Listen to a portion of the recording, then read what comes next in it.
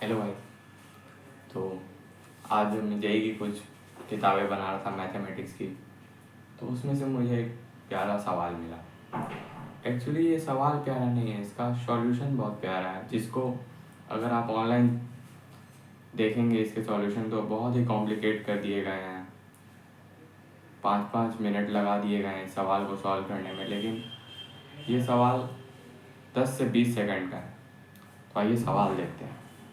सवाल ये है कि a parabola passes through points 1, 2 and 3, 4 and tangent at these points intersect at -6, 8 and we have to find the slope of the directrix of that parabola।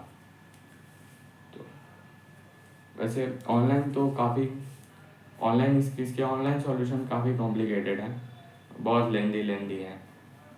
आइए हम देखते हैं कि कैसे इसे 10 सेकंड में निपटाया जाए। उसके पहले हम थोड़ा कुछ जनरल बातें कर लेते हैं। तो अगर हम एक पैराबोला, जनरल कोई सा भी पैराबोला लें और उस पर दो पैरामेट्रिक पॉइंट माने 80 square 280T1,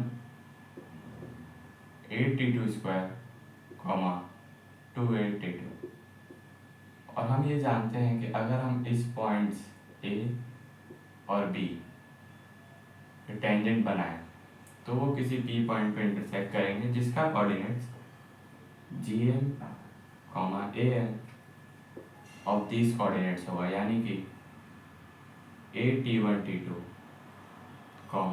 A times T1 plus T2। ये रिजल्ट्स काफ़ी पॉपुलर है, इसको लगभग हर एक स्कूल में, हर एक इंस्टीट्यूट में बताया ही जाता है। लेकिन इस सवाल को सॉल्व करने के लिए यहीं से एक बहुत अच्छा कॉन्सेप्ट लिया गया है। जब हम इसके वाई कोऑर्डिनेट की बात करते हैं, पी के वाई कोऑर्डिनेट की, तो वो A times T1 plus T2 है। अगर हम गौर करें पॉइंट AB, लाइन AB के अगर हम मिड पॉइंट की बात करें तो इसका भी जो वाई कोऑर्डिनेट होगा वो भी A times T1 plus T2 होगा, और एक्स कोऑर्डिनेट होगा A by 2 times T1 square T2 square, T1 square plus T2 square, and let's say this point as O।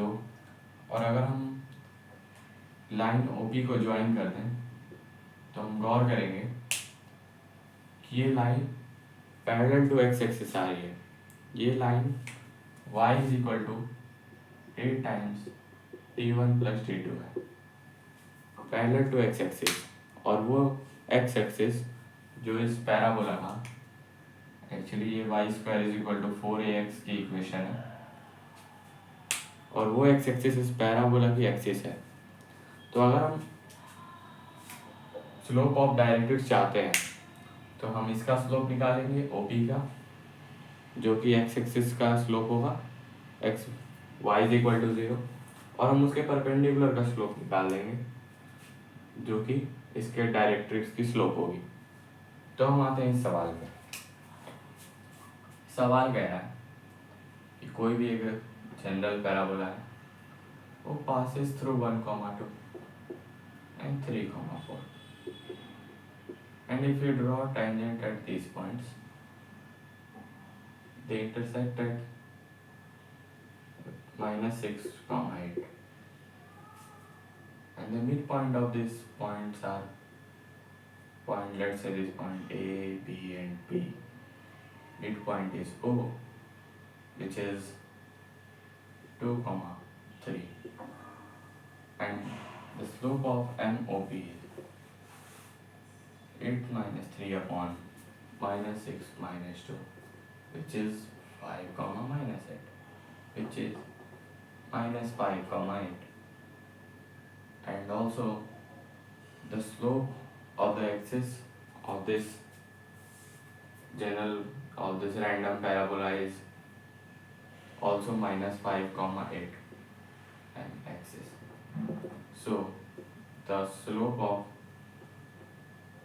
its directrix will be minus of and we know that the axis and directrix are perpendicular.